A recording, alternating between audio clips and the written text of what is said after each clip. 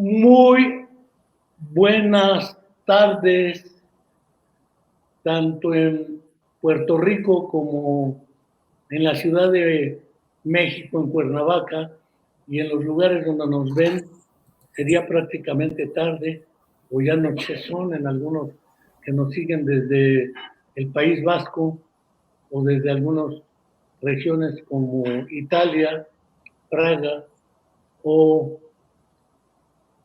digamos, además Francia.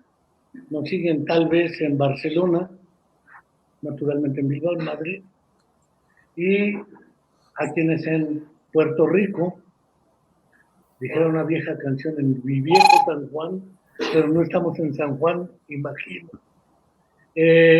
Nuevamente, como cada semana hacemos, tenemos un programa en vivo de la Comuna de la Palabra, programa que dedicaremos hoy a los, según mi opinión, ya Rafa se encargará de ponerme una moquetiza,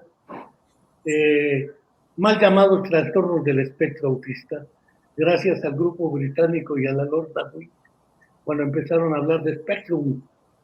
Pero antes de comenzar, no quiero dejar de señalar que hace unos días el encargado de la investigación sobre la desaparición forzada de los 43 jóvenes estudiantes de la Escuela Normal Raúl Isidro Burgos, Escuela Normal Rural, formadora de maestros para el medio rural, daba ya algunos avances que prometen resolver, si no la presentación con vida de los 43 muchachos, sí una explicación creíble y verosímil. Sin embargo, hasta ahora no deja de ser una promesa, no deja de ser una deuda de Estado que el gobierno en turno asume la responsabilidad de encontrar una explicación creíble y verosímil sobre este hecho. Y mientras no la tengamos clara, aunque ellos hayan decretado la inexistencia de la verdad histórica, que fue una mentira histórica creada por el gobierno anterior, seguiremos esperando. No quiero dejar de enviar un fraterno saludo a nuestra querida Angélica, mamá de Viridiana Anaír. Se cumplen más de 7 años de su desaparición. Estudiante de nuestra Facultad de Psicología de nuestra Universidad Autónoma del Estado de Morelos, en Cuernavaca, y como ella seguimos esperándola viva, porque viva la llevaron, o una explicación creíble y verosímil de cómo y dónde quedó.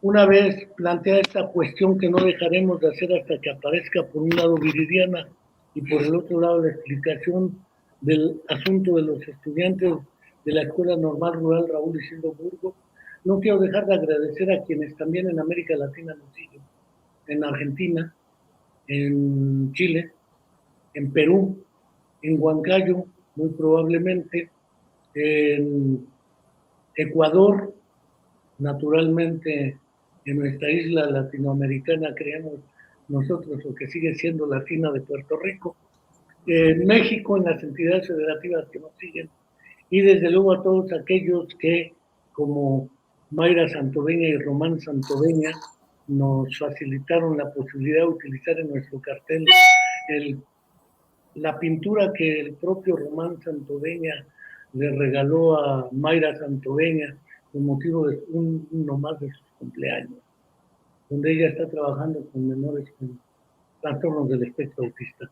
El día de hoy tenemos al bien ponderado joven doctor Rafael no sé si sea de Enrique como el de Antonio Puente, él es Enrique Puente, según me dijo, Olivera Rentas, experto en estas cuestiones de trastornos del espectro autista y naturalmente en trabajo con menores con trastornos neuropsicológicos, valga la expresión de trastorno, porque en el DSM, en todas sus variantes, del 1 al 5 romano, sí definen trastornos, pero no definen qué es un trastorno. Y luego, un trastorno está compuesto de más trastornos o subtrastornos trastornos de la comunicación, y entonces se vuelve un merequetengue ese asunto de la identificación a la hora. Debe dar 2 de 5 del primer nivel, debe dar 3 del segundo nivel, y así, y resulta que a la hora la aritmética no me da en los números, y eso se vuelve una taxonomía de lo que es históricamente la psicopatología descriptiva. Pero clínicamente y educativamente, ¿cómo podemos abordar esta idea de la identificación de los hoy denominados trastornos del espectro autista? Hasta el DSM-4 en su versión revisada, el TR, era TGD, trastornos generalizados del desarrollo. Y antes del 3, porque no existía más que psicosis infantil, ha venido una serie de cambios de membrete y sí se ha colocado más en la estructura psicológica y del pensamiento de padres de familia, de la población y la sociedad en general, de que sí existe el autismo, de que no es que las madres estén locas y sean esquizofrenogénicas, como dijera Freda von Reichmann o el mismo Bruno Bettelheim. Tampoco se trata de problemas de madres frías, congeladoras, es decir, esa misoginia clásicamente freudiana de que la responsable de estos trastornos es la mujer o la madre, que para el caso es lo mismo. Tengo la impresión de que Rafa nos va a dar otra entrada, y de entrada cierro mi boca para que no me vayan a decir ya deja hablar a Rafa. Y Rafa, muchas gracias por estar con nosotros en la Comuna de la Palabra. Y adelante, plantea la primera: cómo identificar, cómo intervenir. ¿Es la psicoterapia la opción? ¿Por qué la neuropsicología sí tiene que ver con el asunto del autismo? Hubo un tiempo en que el actual presidente de la Sociedad Latinoamericana de Neuropsicología, Aldo Ferrer, me dijo: estás loco, el autismo no es, esto es de otro ámbito. Después él mismo me dijo: bueno, creo que hay que revisar. Cierro mi boca y dale. Gracias, Rafa. Sí, así no, gracias a usted por la invitación acá a la comuna, y agradecido nuevamente, y para mí honrado de que me hayan permitido ese espacio para compartirlo con usted. Pues sí, interesante la historia de la descripción de lo que es el trastorno del espectro de autismo, o el trastorno del espectro autista, como lo quieran llamar. Vamos a recordar que ese concepto de trastorno se acuña en España. En inglés es disorder, y en España es que lo traducen. Así que pues no sabemos a qué realmente se refiere el disorder y a qué se refiere el trastorno. Pero de todas maneras, entendemos en francés. Exacto. Sí. Así que lo que sí entendemos es que pues es una manera de describir lo que son los retos de la comunicación e interacción social. Porque entender el mundo social desde el punto de vista del cerebro, pues es algo relativamente nuevo. Están ahora saliendo a relucir las neurociencias sociales. Y de esto es que se ha entendido poco, y es lo que, gracias a esta condición, pues hemos podido entender un poquito más. Pero tenemos el trastorno del espectro de autismo como un trastorno del neurodesarrollo, pero que la única manera de saber que existe es cuantificando la conducta. No hay otra manera de saber si alguien tiene autismo que no sea midiendo conducta, y por eso cae entonces dentro de la rama de la psicología parte importante del estudio. Ahora, dentro de la neuropsicología, si vamos a entender la neuropsicología como la combinación entre el entendimiento de los procesamientos del cerebro y la conducta, pues sí, yo creo que tenemos mucho que aportar.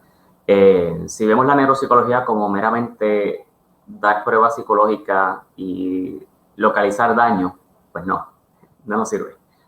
Sí, nos permite entender los circuitos del neurodesarrollo y conocer el proceso de cuáles son las áreas de fortaleza, las áreas de necesidad, y esos retos que hacen que, en términos diagnósticos, el individuo, no solamente el niño, el individuo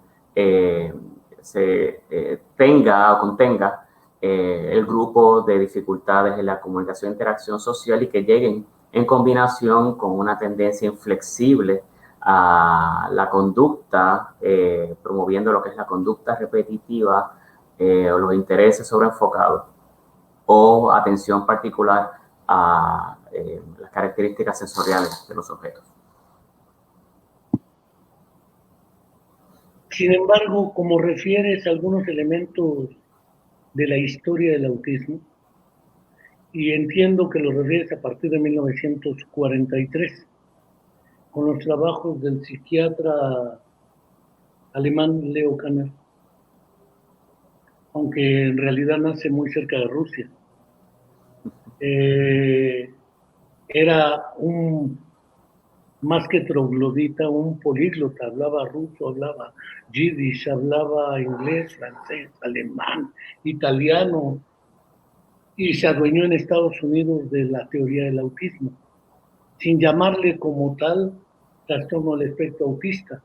Asperger estuvo más, Hans Asperger, pediatra austriaco, además como nunca salió de Austria, además como dicen que era seguidor de los nazis, cosa que nunca se le probó.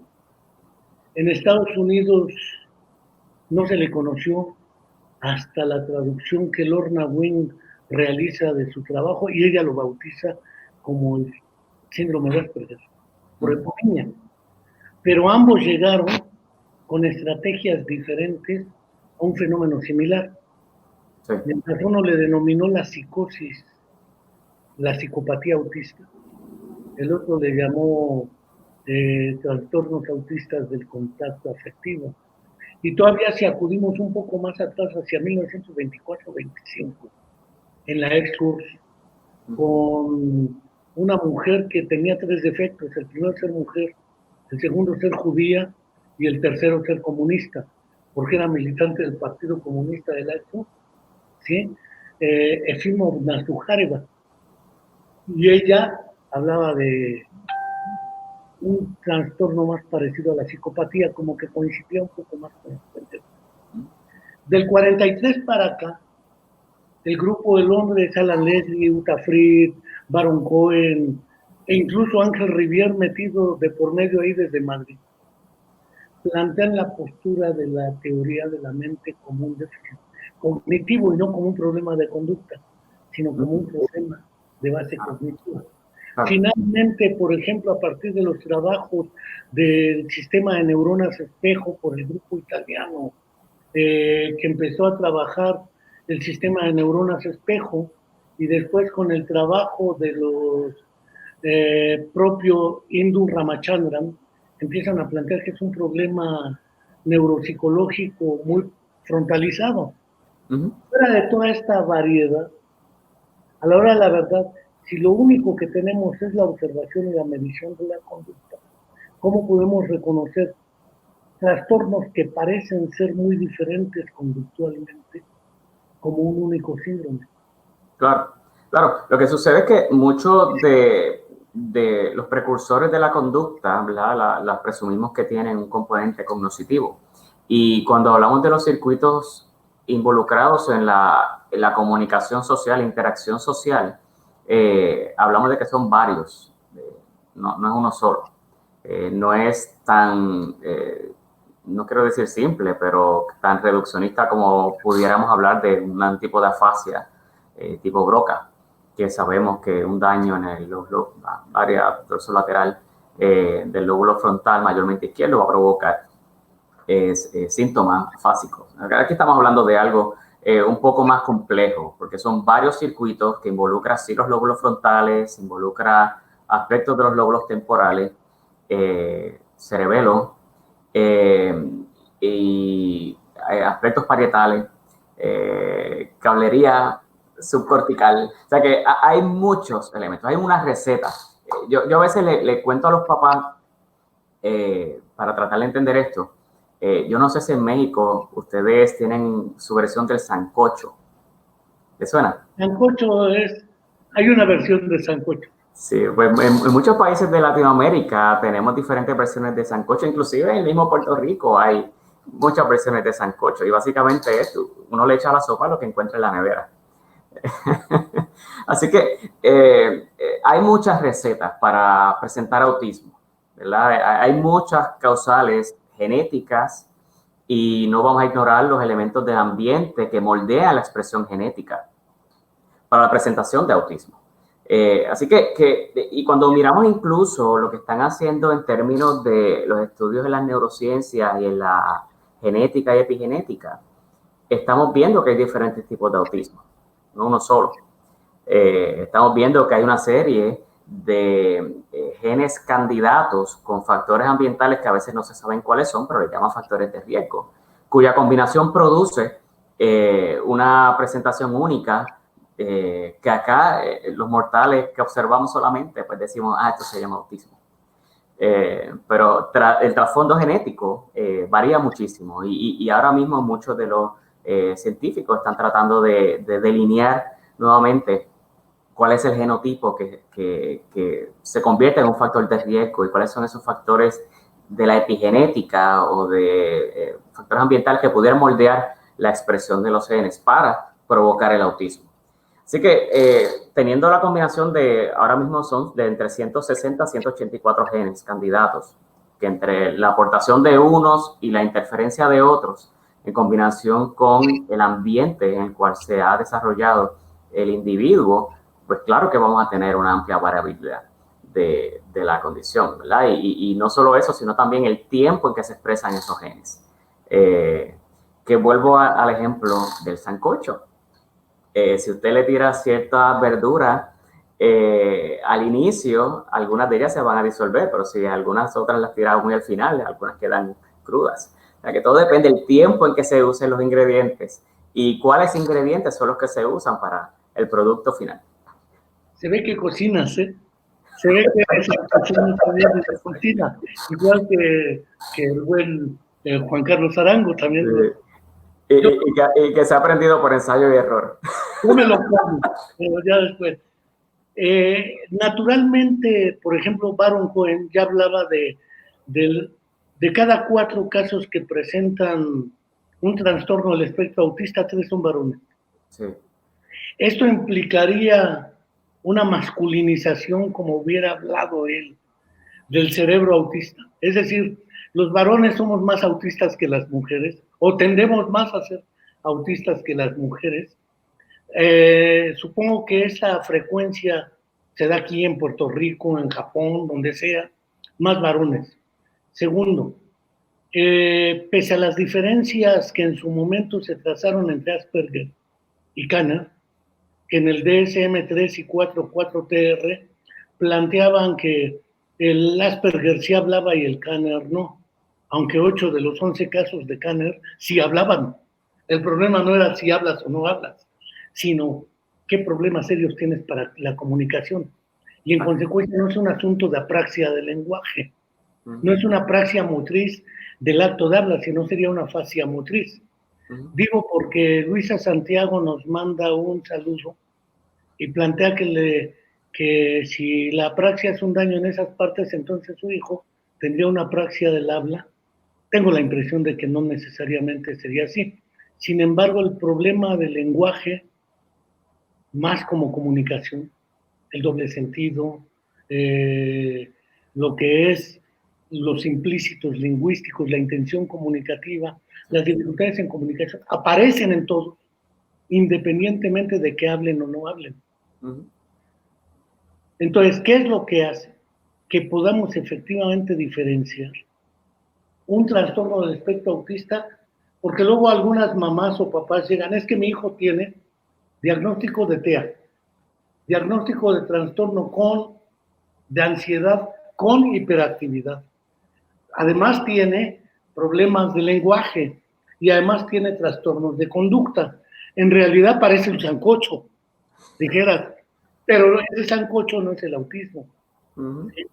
Ahora, Cristi Salinas, a quien le mandamos un saludo hasta los plantea, entonces, ¿qué piensas del concepto apraxia social o cultural? Bueno, dentro de las varias preguntitas, vamos a tocar rapidito la comorbilidad primero, antes que todo. Bueno, claramente el trastorno de espectro de autismo, dentro de todos los ingredientes y todos los circuitos que involucra dentro del cerebro, claramente provoca comorbilidad. Encontrar un individuo que tenga solamente autismo y no tenga comorbilidad, ya sea con algún trastorno afectivo o otro trastorno del desarrollo, es sumamente raro, sumamente raro. No sé, es como quizás encontrar a un puertorriqueño que nunca se haya endeudado. Muy raro. Muy raro. Sí. Así que entendemos que siempre va a haber comorbilidad tarde o temprano, porque son muchos circuitos que están impactados y la cantidad de circuitos trastocados, impactados, que no hayan podido ser atendidos, son los que provocan en parte también esta heterogeneidad. Y sobre el que habla y el que no habla, pues sí, la variante del lenguaje o las destrezas del lenguaje en términos del vocabulario adquirido y su uso pragmático es lo que diferencia el individuo con trastorno del espectro, con el que le llamaban el trastorno autista y el trastorno por Asperger. El punto de corte, que era sumamente controversial para el DSM-4, era que decían que el individuo con Asperger no tenía retraso significativo del lenguaje. O sea, que tenía sus primeras palabritas y frasecitas cerca de los 2 años. Y ese era el punto de corte. El resto era básicamente similar porque, como bien dice, el asunto de la comunicación es lo que más nos preocupa. Y por eso es que el DSM-5 agrupa todos los trastornos bajo un solo nombre, que es el trastorno del espectro de autismo, porque dice, mira, variante del lenguaje es básicamente una comorbilidad. Hay niños que desarrollan lenguaje, lo usen o no lo usen para fines de comunicación, pero hay muchos otros que permanecen no verbal. Y si hay un grupo de niños que presentan entonces también algún tipo de apraxia del habla. De la misma manera que hay un grupo de niños que presentan dentro de su manifestación la apraxia motora. Sobre el comentario de apraxia social, es una manera de verlo. El asunto que apraxia nos da a nosotros un peso motor, del aspecto motor y secuenciado de la ejecución humana. Y sí, nuestra cognición podemos entenderla como un movimiento sin movilidad. O sea, nosotros pensamos porque nos movemos acá. Pero no es como la parálisis cerebral infantil que se presenta como cuadriplegia, anartria, disartria, etcétera. No es un problema estrictamente motor. No, seguro que no. Pero podemos entenderlo de esa manera, ¿verdad? Porque de la parte ejecutoria y de la parte de elementos del pensamiento que no están del todo desarrollados. Pero no podemos pensar de que es solamente un asunto de carácter motor. De hecho, yo creo que lo podemos considerar más un tipo de problema de aprendizaje social.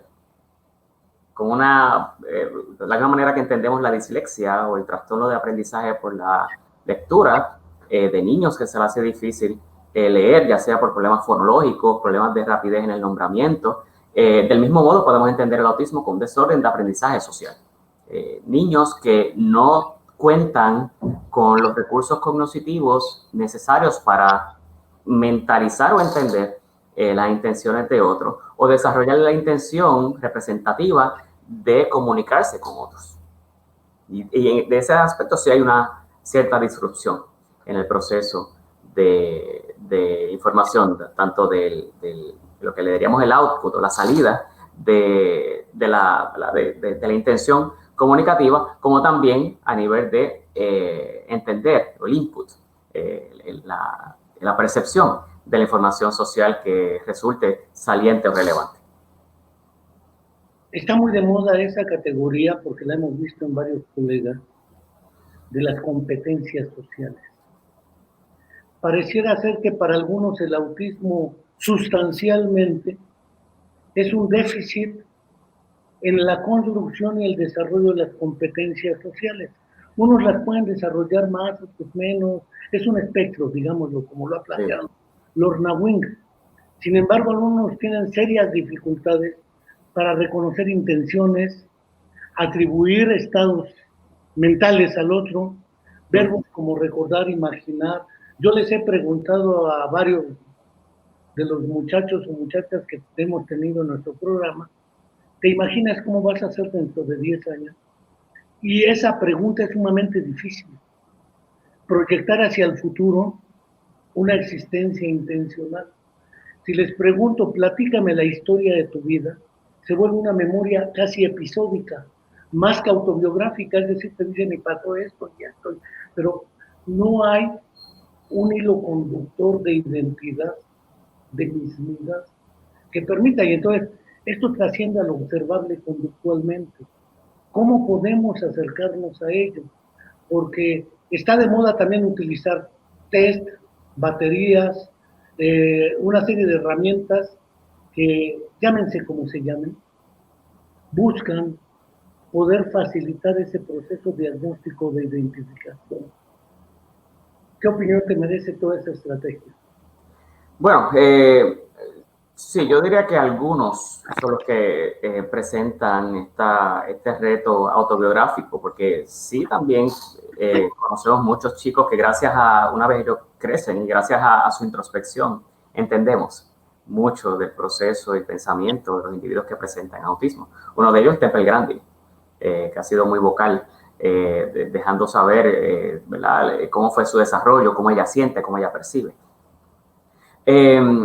Sobre la parte prospectiva, bueno, pues eso nosotros entendemos desde la neuropsicología cognitiva como una deficiencia ejecutiva de lo que tiene que ver con la planificación.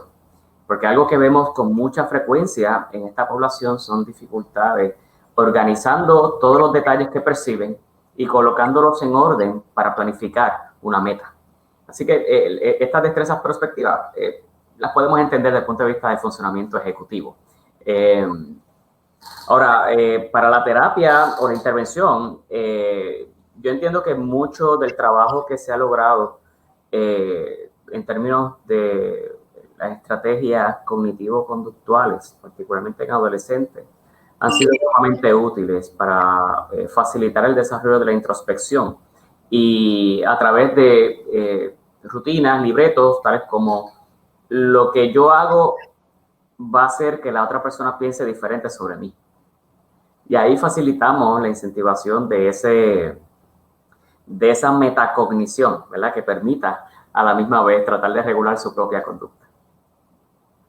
Pareciera ser que entonces, además de la tríada clásica que algunos denominaron pomposamente la tríada de Wing, que en realidad era la tríada de Kanner o de Asperger, ¿sí? Podemos agregar un déficit en teoría de la mente en diferentes etapas y grados y niveles. Un déficit de las funciones ejecutivas y la actitud intencional, dijera Daniel Dennett. Y eso se vuelve en una especie que Peter Vermeulen bautizó como ceguera al contexto. No me gusta el término de ceguera porque no es que no lo vean. Yo le pregunté a uno que me dijo, digo su nombre porque él mismo me lo dijo, hazlo público. Lucio Montero, un doctor de acá de la Universidad Nacional Autónoma de México, que dice, ¿quieres entender el Asperger? Pregúntame. Dije, órale, ¿cuándo te diste cuenta que la realidad existe? Mark Haddon tiene su famoso, el curioso incidente del perro a medianoche, donde dice que nunca se dio cuenta hasta los 7 años que existía la realidad. Dice, pues, claro que existe, tengo percepción, el problema es que no quiero que exista. No es lo mismo que no me dé cuenta que no quiera. Esta idea del, llamémosle miopía o hipermetropía al contexto. Estos pueden ser considerados también rasgos definitorios de los trastornos del espectro autista. ¿Y cómo identificarlos? Sí, yo diría que la incapacidad de detectar información socialmente saliente pudiera considerarse un elemento central dentro del autismo. Lo que pasa es que hay que definirlo, porque es que, por ejemplo, vamos a pensar en el niño que presenta un trastorno por déficit de atención, hiperactividad. Son niños que conocen la información que es las consecuencias de su conducta, pero quizá al momento de un impulso, en ese momento, no ven la información que es socialmente saliente. Es decir, no son psicópatas, sí se dan cuenta de las consecuencias. Claro, claro. Lo que pasa es que muchas veces el foco de atención está puesto en otro lugar. Y nosotros, muchos de nosotros, tenemos eh, este radar social, que es el que nos ayuda a la autorregulación. Y es el que nos permite saber la consecuencia de nuestras acciones y saber cómo comportarnos en diferentes medios. Y ese radar social no parece estar tan desarrollado, o al menos no es la prioridad en la cognición de la persona que presenta autismo. Así que desde ese punto de vista, podemos decir que sí parece ser uno de los elementos centrales. Y por eso quizás podemos explicar muchos otros elementos fenomenológicos, como lo que es el asunto del contacto visual, como que es el asunto de recordar las reglas sociales, lo que es el saber que la persona, se supone que no le preste más atención que al objeto. Y por ahí podemos tratar de definirlo conductualmente, seguro que sí.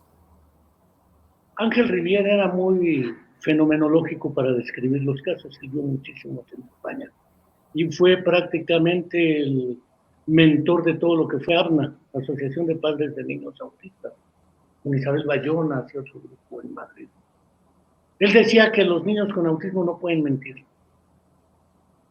porque la capacidad de mentir, más allá del juicio moral, requiere competencias cognitivas de atribución operatorias en sentido proyectiano. Yo creo que si hago esto, el otro va a pensar que, y esto va a provocar esta consecuencia en el otro. Mentir implica manipular falsas creencias.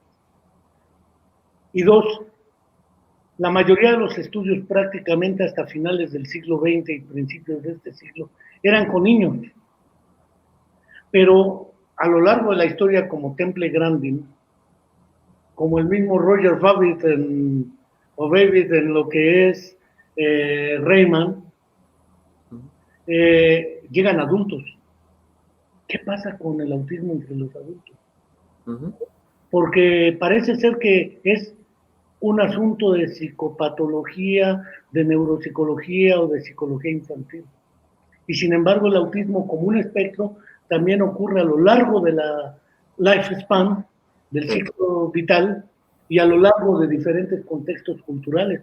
Porque en ciertos contextos he visto niños con autismo, sobre todo en los indígenas, que no los ven mal, más bien los ven como signos de mensajes divinos, cosas. Aparece la cultura matizando el carácter patológico o no de este tipo de cosas. ¿Qué mitos podemos tratar de desanclar en torno al autismo a lo largo del desarrollo lifespan o a lo largo del cross-cultural? Sí, definitivo. Y lo primero que podemos decir es que no es un asunto específico para niños, ¿verdad? Que muchas veces se habla de autismo y rápido se piensa en el niño. Y no es para pensar mal, ¿verdad? El grueso de lo que ha sido la concienciación de esta condición ha sido dirigida al niño por lo que es la intervención temprana. Y los programas que se han desarrollado a través de los diferentes países han sido en identificar temprano la condición y proveer algún tipo de intervención para los niños en particular. Sin embargo, el adulto con autismo es una población considerada olvidada. No se le ha puesto la prioridad hasta recientemente que han empezado las investigaciones a darnos un poco de información. Todavía estamos lidiando con todos los adultos con autismo que nunca fueron diagnosticados cuando niños. O sea que hay muchos adultos que están sin diagnóstico y que están pues básicamente teniendo las dificultades quizás bajo alguna otra condición o bajo sin ninguna condición. Por ejemplo, acá yo he trabajado con muchos individuos que cuentan con diagnóstico de bipolaridad, esquizofrenia y discapacidad intelectual, cuando lo que presentan es autismo. Y quizás un trastorno severo de ansiedad. Así que estamos todavía en la de identificar propiamente los adultos. Y una vez, ¿verdad? Lo que hemos tenido, o lo que hemos visto hasta ahora en la literatura, es que el adulto necesita mucho apoyo a lo largo de la vida, particularmente en el desarrollo de destrezas de vida independiente. Porque sí nos interesa, o por lo menos la meta que tenemos como clínico, es que esta población crezca y cuente con un empleo que pueda generar su propio ingreso, que pueda tener relaciones significativas con otras personas y que se sientan útiles en la sociedad. Y a eso nos queremos mover, pero lamentablemente la estadística no favorece que esa sea la prevalencia. Así que, aunque esto es un trastorno que se inicia o se empieza a ver en la niñez, sabemos que todavía en la actualidad hay muchos casos que no están identificados o están mal identificados. El primer reto es identificarlos, dónde están. Luego, identificar grupos de apoyo o qué agencia o qué sistema puede apoyar su desarrollo, particularmente vida independiente. Porque no lo hay. Los niños, por lo menos el sistema de acá de Puerto Rico, que es básicamente el sistema norteamericano, tenemos los niños en escuela casi, o sea, de forma obligatoria hasta sus primeros 12 años. Y hay una serie de servicios de educación especial que los protege a través de servicios relacionados de terapia. Pero una vez salen del sistema escolar, que eso es un hito del desarrollo importante para todos, muchos de estos individuos se quedan sin nada, sin terapia, sin opciones de empleo. Y aquellos que cuentan con habilidades cognitivas que les permite ir incluso a la universidad y tener su grado, fracasan luego cuando salen a buscar empleo, porque uno de los primeros requisitos para un empleo es una entrevista de trabajo. Y la entrevista de trabajo, ¿qué hacen? Ellos no miran el currículo que uno tenga, ellos lo que miran es cómo uno se proyecta. Es curioso, recuerdo cuando se dio, en Estados Unidos se acostumbran a utilizar muchos eufemismos. Una balacera en Connecticut. No hubo tal balacera, era un tipo que llegó y mató a varios. Finalmente acabaron diciendo que era un muchacho con síndrome de Asperger, un adulto que nunca fue diagnosticado, y curiosamente acá en México empezaron a plantear algunas que dice Juan Carlos Arango que por favor hables. Eduardo Rodríguez, saludos, doctor. Saludos. Y más. Pero el famoso tiroteo de Connecticut acaban en la cárcel como delincuentes también. Sí. Y naturalmente esta idea lleva al otro mito que vale la pena considerar. A los primeros profesionales que se busca para la identificación y diagnóstico es a neurólogos, psiquiatras, neuropsiquiatras, y usualmente la primera opción de intervención es farmacoterapéutica, haloperidol, tranquilizantes menores, una serie de ideas. ¿Qué opinión te merece este asunto sin que implique, no, esto es de los psicólogos, como sostengo yo, no de los neuropsiquiatras o de los neurólogos? Sí, sí. Pero la farmacología y su impacto en el favorecimiento del desarrollo de estos menores, porque como ya señalas, no hay límite de edad. Nos volví a preguntar la señora, ¿ya hay límites de edad para aprender lenguaje, etcétera? No hay límites. Como bien señalas, llegan adultos y uno no se ha dado cuenta. Pero este asunto del papel de la psiquiatría, la neurología, la farmacoterapia, ¿es una enfermedad del autismo? ¿Se cura? ¿Qué sé yo? Bueno, enfermedad no es. No es una enfermedad que se pueda curar con medicamentos, ¿verdad? Esto es meramente una condición. Es también como cuando yo hablo con la familia, les digo que es tener una computadora Apple en un mundo que le gusta usar Windows. Sistema iOS que en un mundo que le gusta usar Windows. O sea, aquí lo que buscamos es la compatibilidad, ¿verdad? Su cerebro funciona a su manera y hay que buscar pues la inclusión de cierta manera dentro de donde nos estamos desarrollando. En cuanto a la farmacoterapia, pues básicamente se ha quedado corta en la intervención para estos individuos. Sí nos ayuda con lo que son los elementos comórbidos a la condición, como lo que pueden ser un trastorno atencional, trastornos afectivos, quizás la hiperactividad, pero realmente no nos ayuda mucho para ser una persona más social.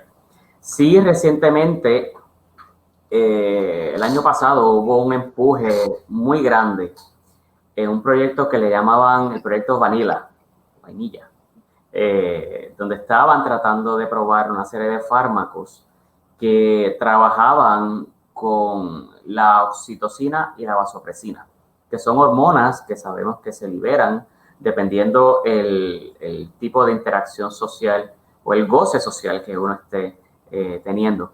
Sin embargo, todavía lucía prometedor, pero no es la primera vez que aparece una droga con características prometedoras y que luego de varios ensayos pues no resulta tan útil. Así que estamos esperando por esa investigación, pero en términos farmacológicos no tenemos mucho que buscar, a menos que tengamos comorbilidad. Psicoterapia y educación, porque ha sido otra de las históricamente promovidas. No faltan delfinoterapias, opinoterapias, canoterapias, esas barbaridades que prometen y no dejan de ser promesas sin posibilidad seria de cumplirse. Sí. Pero en el caso de lo que es la psicoterapia, que puede ser buen apoyo para los padres y familiares, más que para el niño, pero ¿qué papel juega la psicoterapia en estos casos?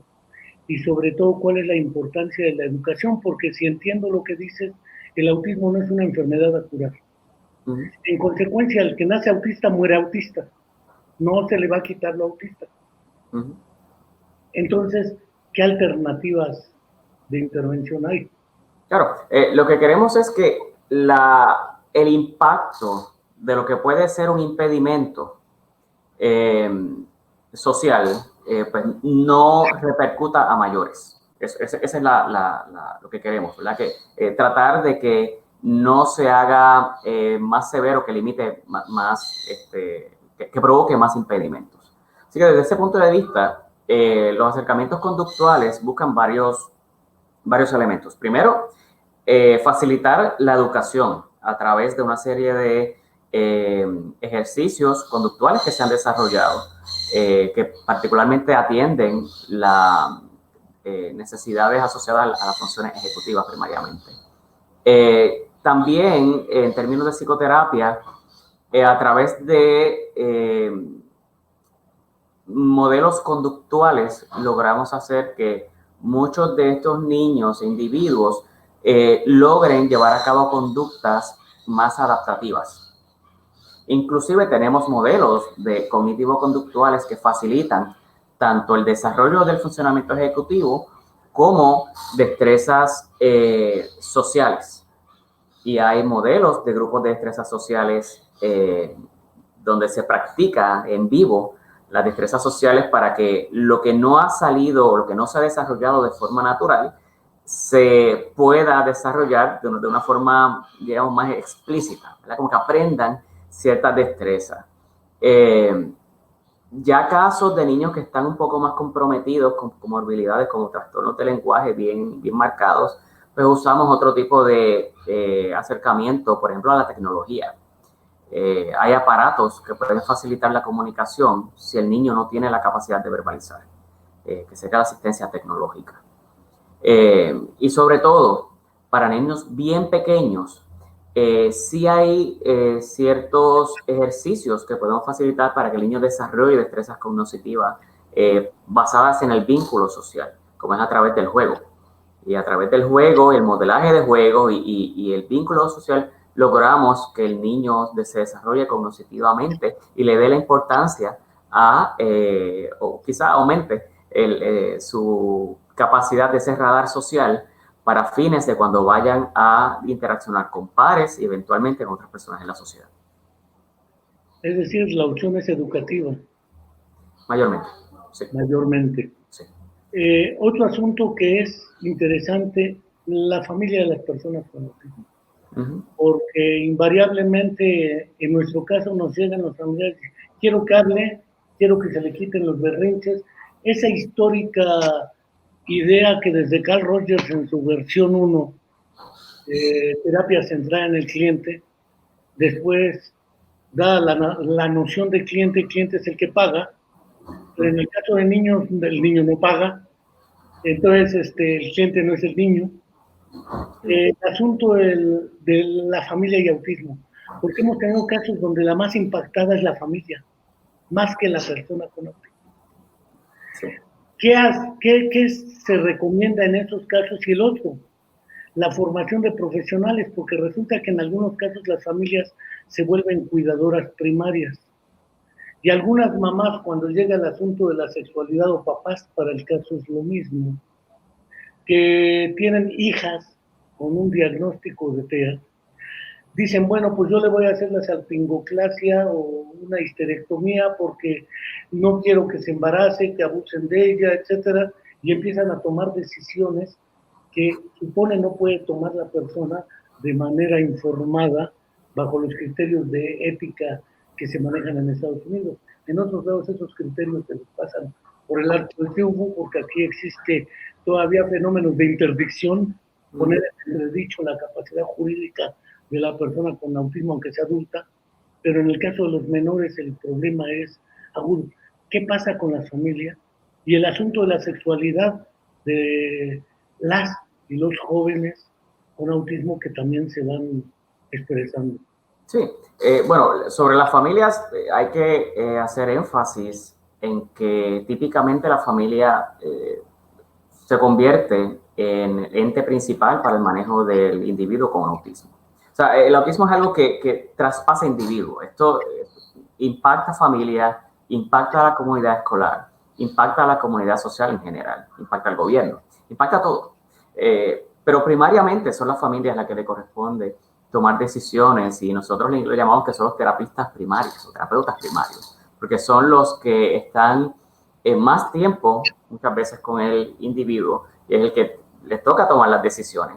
Así que son las personas que tienen que estar más informadas sobre cómo lidiar con lo que se considera en áreas de reto del individuo. Así que el apoyo a la familia es esencial. No solamente trabajamos con el niño, con el individuo, trabajamos con la familia en términos de proveerle apoyo y recursos para el manejo o las áreas de preocupación que tengamos del individuo, que se van modificando, van cambiando según avanza en edad y circunstancias. Sobre la sexualidad, pues sí, es uno de los puntos medulares de la adolescencia en el autismo, dentro de muchos otros. Típicamente es un tabú hablar de sexualidad y autismo. Es bien retante encontrar incluso recursos profesionales que faciliten ayuda dentro de ese dominio. Por lo general, cuando se trabaja con las familias y cómo hacer ese acercamiento, lo que se le enseña es tratar de primero mirar cuál es el nivel de funcionamiento del individuo y usar lo que son las fortalezas del individuo para atender las áreas de preocupación, que eso lo hacemos siempre, pero usamos el mismo modelo para la sexualidad. Por ejemplo, estos individuos muchas veces son muy buenos con las reglas, y de hecho lo que a ellos les angustia es cuando las personas no siguen reglas o no pueden descifrar cuáles son las reglas.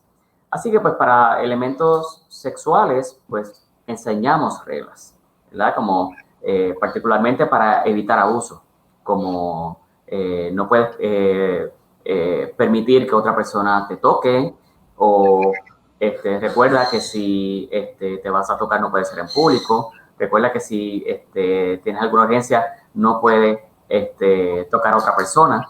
Y así se le enseña una serie de reglas que no es que sean fáciles de enseñar, pero contamos con recursos visuales, que también es otro área que suele ser de fortaleza en estos individuos, para enseñarles reglas, libretos sobre qué debe hacer en ciertas circunstancias. Y ya en la adultez, pues, esto pues se tiene que dar también el espacio de la práctica en aquellos que tengan la capacidad de consentir para tener algún tipo de intimidad con otras personas. También hay que añadir el asunto de las preferencias sexuales. Hay una investigación que ha desarrollado un colega, David Strang, con el que compartí en Estados Unidos cuando estuve entrenando, y ha desarrollado una línea de investigación con las personas de identidad homosexual o transgénero dentro del espectro de autismo. sobre cuando ellos empiezan a sentir esta serie de inclinaciones, cómo tiene que reaccionar la familia, cuál es la manera más apropiada o saludable de lidiar con esa variabilidad. Así que individuos que no tengan la capacidad de consentir o de tomar decisiones, pues son individuos que, como en muchos otros aspectos, le toca a la familia o a las personas que estén a su cuidado proteger. Hay un asunto que naturalmente trasciende el trabajo propiamente psicológico, neuropsicológico, educativo, el del abuso intrafamiliar, cuando un familiar, el tío, el padre, el primo, es el que abusa de la persona con autismo. Ahorita no puedo juzgar el género. En Estados Unidos sí existen mecanismos de control y seguimiento de esta situación. En México es un poco más complicado. Pero ¿qué nos puedes comentar en cuestión del abuso? Bueno, obviamente horrible para cualquier persona. Con o sin autismo, con o sin discapacidad intelectual, con o sin trastornos de lenguaje. No, no es tolerable para nada. Las personas con autismo y con discapacidades del desarrollo, tristemente son las que son con más frecuencia abusadas. Y por eso muchas veces insistimos con la familia en el asunto de la protección. Y cuando hablamos de la familia, tratamos de que no sea solamente una persona la que esté a cargo de la supervisión y el cuidado y que esté pendiente de las señales, porque pues son individuos que precisamente su dificultad es la comunicación. Y muchas veces no conocen, más allá por su etapa de desarrollo, esas circunstancias de abuso, pero las sufren igual a través de lo que son tendencias depresivas, ansiedad y trauma. Así que cuando hablamos de cuidado, estamos hablando de que el cuidado debe ser por un grupo de personas. El grupo de personas que estén a su cuidado, el grupo de personas que estén pendientes de esa variable, porque lamentablemente es muy real, es muy prevalente y nadie habla de ella. Es curioso lo que planteas porque me recuerda el programa anterior con Ted Judd, la idea de la rehabilitación basada en la comunidad, en el caso de síndromes neuropsicológicos. La idea de síndrome en autismo, ¿por qué no prende? Pues finalmente hablamos de comorbilidad y resulta que una mamá puede tener un diagnóstico como con 7 comorbilidades. Y eso vuelve inmanejable, porque entonces le dice, vaya un terapeuta para esto, otro para esto, al psiquiatra para esto, y se le vuelve un problema de naturaleza económica, de que queremos normalizar, valga el concepto, a la persona de la manera más anormal, con 10 profesionistas atendiendo. En realidad eso es lo más anormal que existe. Entonces la idea descriptiva tiene también ese riesgo, ¿no? De que tenemos un diagnóstico con N comorbilidades y eso nos complica la estrategia de intervención sistémica y basada en una comunidad. ¿No sería mejor una aproximación sindromológica? Sí, pudiera ser. El asunto es que el diagnóstico acá en territorio dominado por el sistema de salud norteamericano Por Donald Trump. Nos facilita varias cosas, ¿verdad? Y más en un asunto económico de facturación. Ese es realmente el punto final del uso del diagnóstico. Sí, los seguros médicos, etcétera. Sí, por eso. Así que para esos fines que uno establece el diagnóstico, pero muchas veces para la familia, lo que uno tiene que trabajar es con cuál es el problema en ese momento. El chico no se va a quedar con las mismas, o la familia no va a tener las mismas preocupaciones. Para siempre. O sea, esto va cambiando y puede cambiar de una semana a otra, puede cambiar cada 3 meses o puede cambiar cada 3 años. Y nosotros atendemos precisamente qué le preocupa a la familia, qué le preocupa al individuo. Porque inclusive hay individuos con autismo que ellos dicen, yo no estoy sufriendo. Yo soy feliz como soy. Y en ese caso el autismo deja de ser un impedimento. Y en ese caso el autismo se convierte en una quizás diferencia. En comparación con otros, pero deja de ser un impedimento. Por eso a veces cuando hacen la pregunta, ¿el autismo es algo incapacitante? Pues mi respuesta es no sé, depende. Depende, algunos casos que sí, otros casos que no. Pero si no hay realmente ninguna angustia, si no hay realmente algo que esté provocando un impedimento en las obligaciones sociales de ese individuo, las obligaciones escolares, pues no hay por qué hablar de muchos diagnósticos. Pasa inclusive con el aspecto escolar. Hay veces que tenemos nenes con diagnósticos de autismo, pero que tienen amigos y les va bien, siempre y cuando sean explícitos con ellos socialmente. Pero entonces quizás en edad escolar empieza a ser más un impedimento, un trastorno con la lectura, por ejemplo. Se le hace difícil leer y comprender lo que lee. Entonces es ahí cuando cambian las metas terapéuticas y en ese periodo de tiempo trabajamos al chico como si tuviera un problema de lectura. Y de momento ponemos en pausa el diagnóstico de autismo. Y quizás podemos tomar elementos que sabemos que trabajan con chicos con autismo, como lo que es dividir la información en pequeñas unidades, usar guías visuales, facilitar la predicción de lo que va a ocurrir. Pero el eje central de trabajo es el asunto académico de la lectura, no tanto el aspecto que está asociado al diagnóstico de autismo. Del mismo modo, si el niño está obsesionado con las aspas de los abanicos, pues quizá a los papás les moleste eso, pero el niño la está pasando genialmente bien. Después que eso no interfiera con lo que son las obligaciones del niño y las rutinas de la familia, dejamos que el niño sea feliz con las aspas. De hecho, uno de los niños con los que tuve la oportunidad de trabajar hoy día es casi un adulto que está en proceso de estudiar ingeniería para desarrollar un sistema de generación de energía a través de las aspas, que fue una obsesión que tuvo desde temprana edad. Molinos de viento. Sí. Es curioso, Rafita, llevamos ya prácticamente una hora. Además de pedirte un último mensaje, de agradecerte tu generosidad, tiempo y colaboración, la formación de profesionales. Cualquier mortal puede, porque acá cualquier mortal es experto en lo que quiera. No más, ahora en las redes tenemos expertos en epidemiología, en virología, tenemos expertos en COVID-19 y expertos en calificar y descalificar las acciones tomadas en diferentes lados. Y todo el mundo está mal, menos el opinador, el nuevo experto.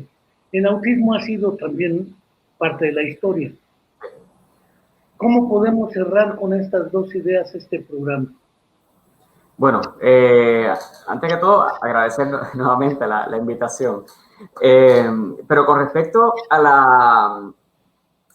la formación profesional, bueno, el autismo es tan y tan amplio, este campo de trabajo, que se puede proveer ayuda profesionalmente desde muchos aspectos, desde la docencia, como uno profesor, maestro, desde el terapeuta en el habla y lenguaje, en el área ocupacional, en el área físico, desde la medicina, desde el área de la pediatría, neurología, psiquiatría, desde el área de la psicología, ya sea en términos de intervención, en términos de evaluación, desde la neuropsicología, pues bastante integrativo. Creo que hay muchas profesiones que pueden darnos su apoyo a través de su campo. Para hablar de autismo en particular tenemos que entender muchas otras cosas. Yo he visto que hay muchos programas que se han comercializado para hacer a uno especialista en autismo, de gente que a veces ni siquiera ha visto un caso, meramente cuelga en su pared un diploma bien bonito, pero para mí es un riesgo. La mayoría de las personas sí logran desarrollar buenas competencias, sí logran hacer buen trabajo, pero sigue habiendo el riesgo de que si se comercializa mucho lo que son estos programas de especialización, no se haga el trabajo que se tiene que hacer. Así que yo diría que el entrenamiento formal en lo que es el autismo, bajo instituciones serias, bajo gente que tenga experiencia y formación profesional, debe ser lo ideal. Sobre todo el tiempo bajo supervisión. Yo creo que eso es primordial, porque uno puede leer mucho de autismo, pero a la hora de la práctica son cosas bien diferentes, cómo se implementa el conocimiento teórico. Así que sí, yo exhortaría a la creación de programas, pero más tratar de no recaer tanto en la parte comercial, sino buscar la experiencia práctica y supervisada más con profesionales de diferentes tipos de disciplinas. Eso es lo que hace realmente la riqueza en el entrenamiento y el aprendizaje para trabajar con poblaciones como esta. Pues mi Rafa, una hora exactamente. No quiero dejar de agradecer y enviar saludos a todos los colegas y estudiantes de Puerto Rico que están viendo esta entrevista de parte de Walter Rodríguez Irizarry. Además, no quiero agradecerle a Juan Carlos Arango, que hoy no estuvo insistente en ya cállate y deja hablar a Rafa. Se portó bien Juan Carlos Arango. No quiero dejar de agradecer tu tiempo, tu generosidad y a todos los que nos siguieron. Sé que falta mucho por comentar, porque hay muchas cosas al respecto. Creo que hoy hemos dado una buena muestra de qué pasa con lo de los TEA, y pues en próximas ocasiones seguiremos con esta temática, Rafa. Claro, encantado. Próxima, y gracias a todos. Gracias a ustedes y a todos. Claro. Entonces, así. Buenas tardes.